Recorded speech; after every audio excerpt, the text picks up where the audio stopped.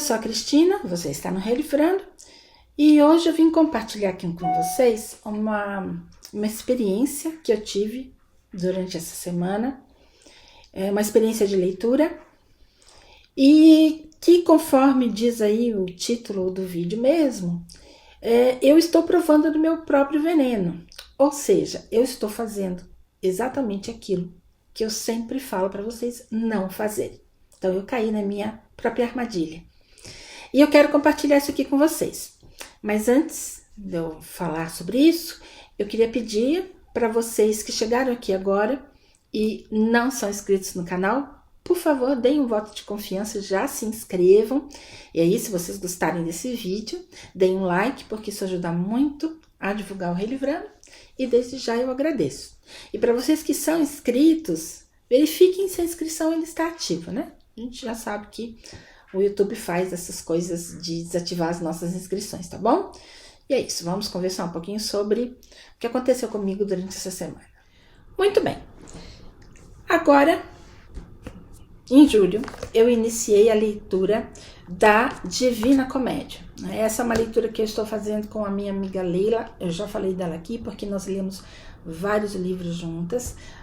É muito gostoso ler com a Leila porque nós temos visões completamente diferentes de mundo, sobre a literatura, sobre aquilo que a gente compartilha. Então a nossa discussão fica muito rica, tá? Então eu gosto muito de ler com ela. E eu espero que ela também goste de ler comigo. E eu acho que sim, porque a gente já leu, nesses anos aqui que eu tenho o canal, mais de 50 livros juntas, né?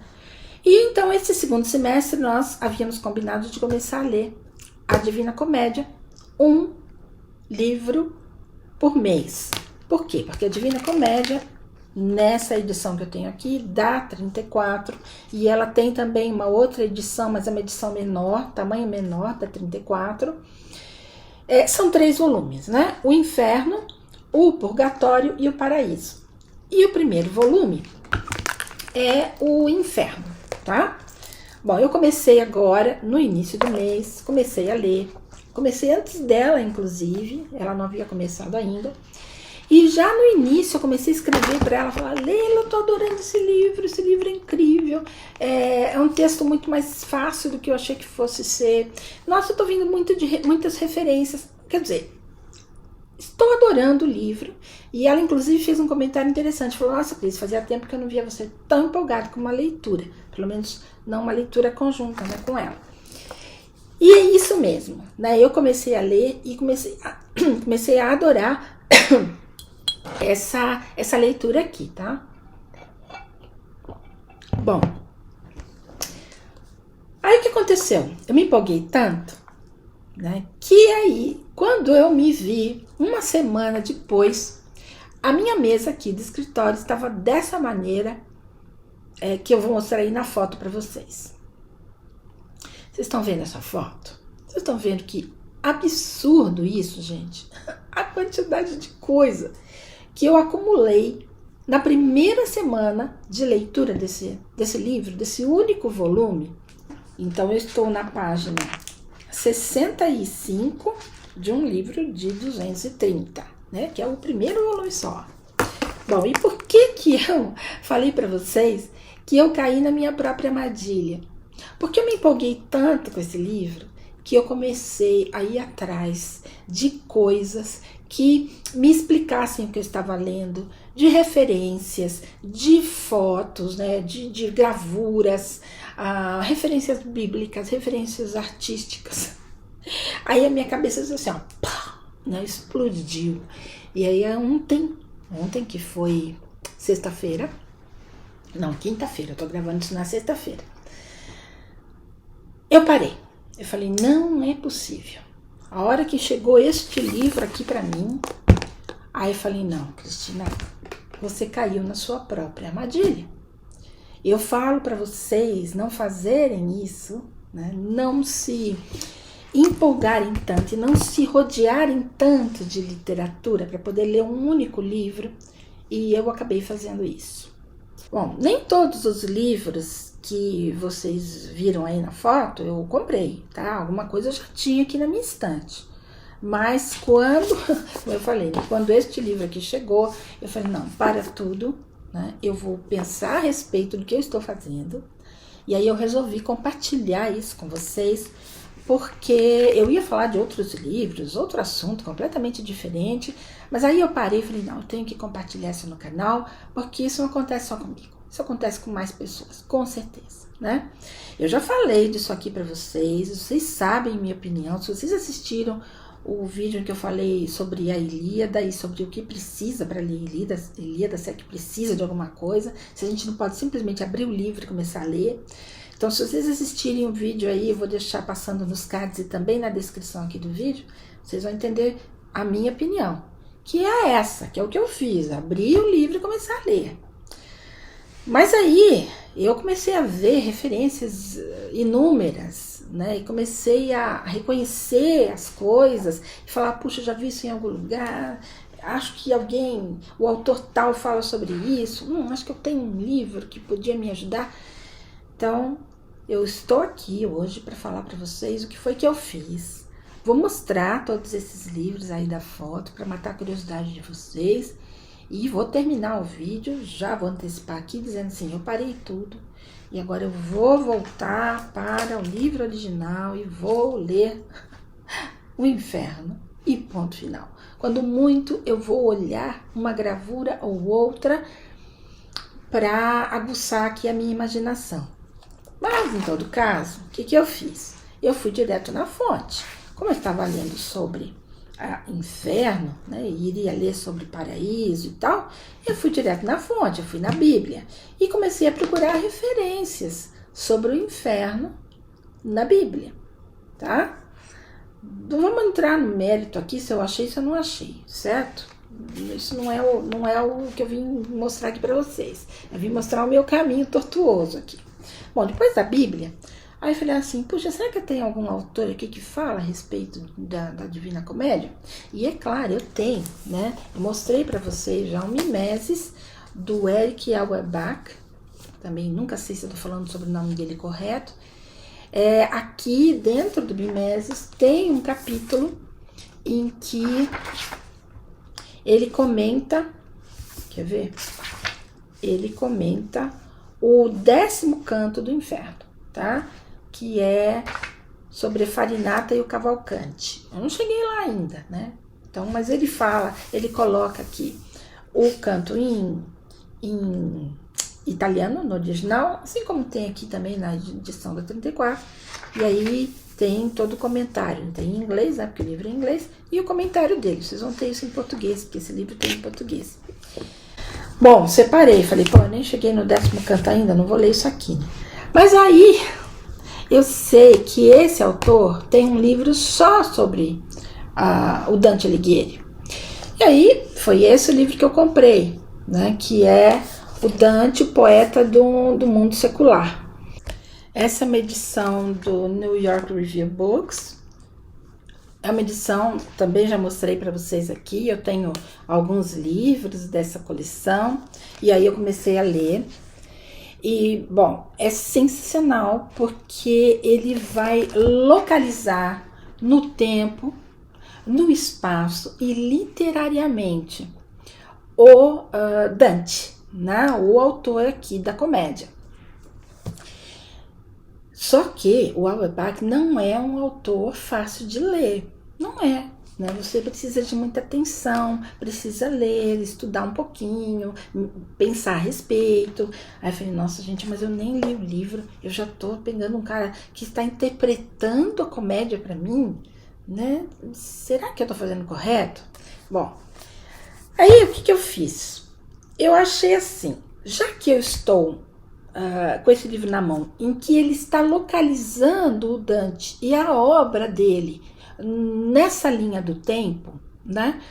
E aí ele está dando as explicações, dizendo assim, bom, o Dante era um homem do seu tempo, ele escrevia sobre o seu tempo, tanto que aqui na comédia a gente vai pegar vários personagens que eram da época do Dante, né? Ele colocou ali no texto, só que tem duas coisas que me chamaram a atenção. Primeiro que ele está usando alguns personagens gregos, alguns romanos, inclusive o Virgílio, que é um filósofo, né, um escritor romano, está guiando Dante pelo inferno.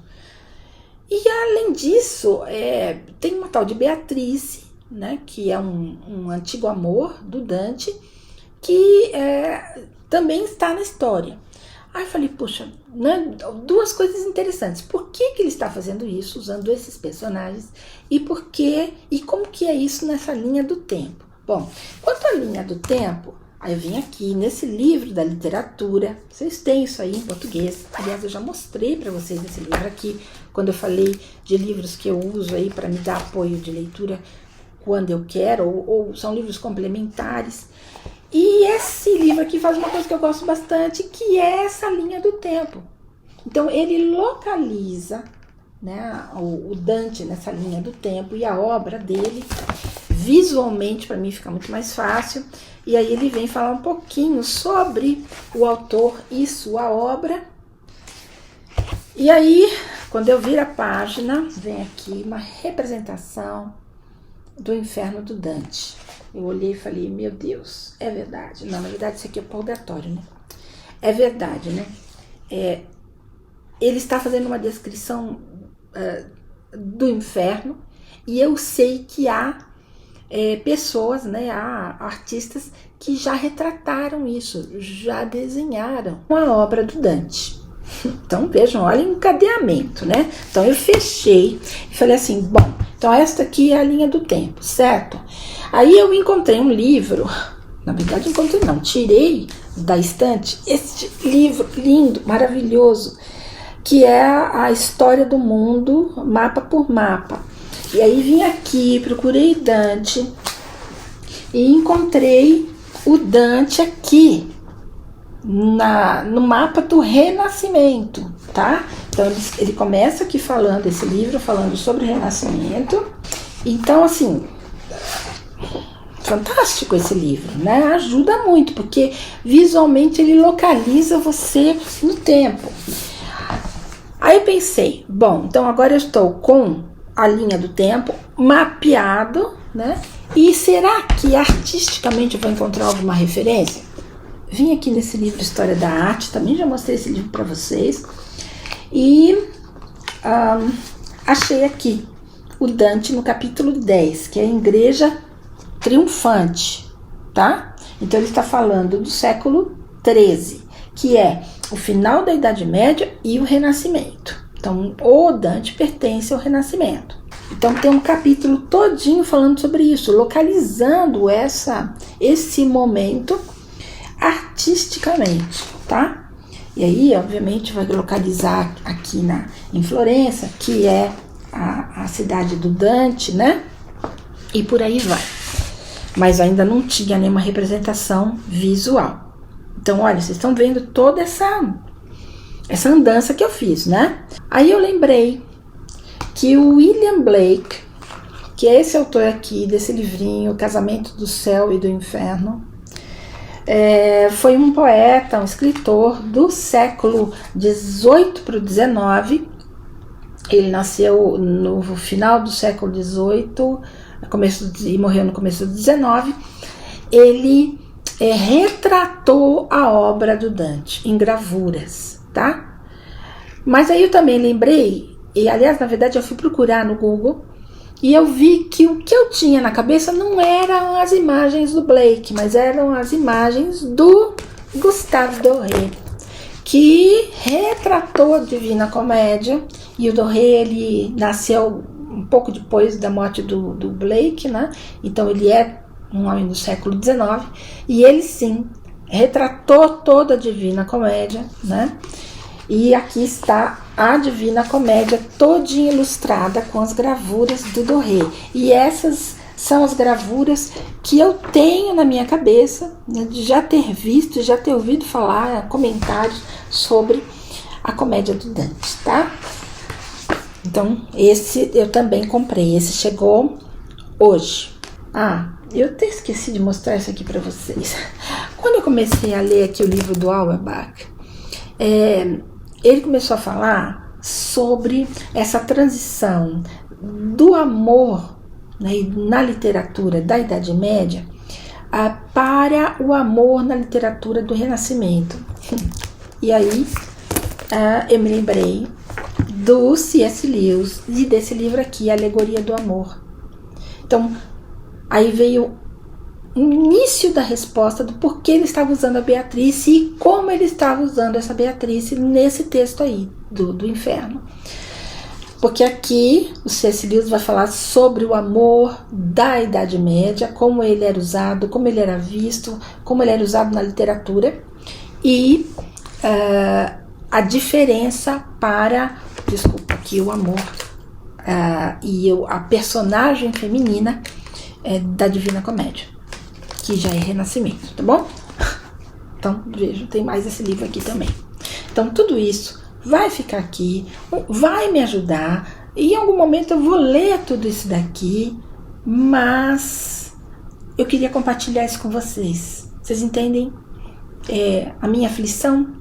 Depois de uma semana eu me percebi parada na leitura original e aqui mergulhada, né, nessas coisas, nessa pesquisa, nessa ânsia de saber mais, e é isso. Eu vim aqui, parei tudo, liguei a câmera e estou aqui espontaneamente compartilhando isso aqui com vocês. Eu espero que sirva aí para vocês tirarem as suas próprias conclusões, né? Se vocês gostam de fazer esse tipo de coisa, ou se no final das contas vocês vão chegar à minha conclusão que estava me atrapalhando, né? Mas em algum momento vai ajudar. Bom, deixem aqui nos comentários, vamos conversar a respeito. Eu adoro quando vocês falam sobre as experiências de vocês. Eu sempre leio, na medida do possível eu respondo. E é isso.